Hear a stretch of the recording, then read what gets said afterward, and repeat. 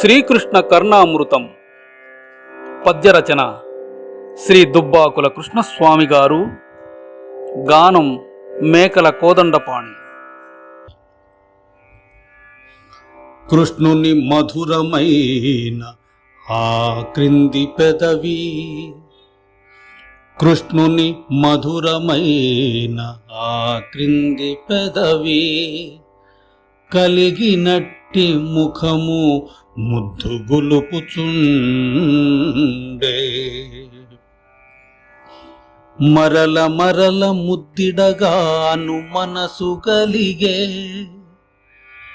మరల మరల ముద్దిడగాను మనసు గలిగే, అనుదినము ముఖము ఎర్రని కనులతోడా, వినయముగా ఆశ్రయించడు జనులపైన,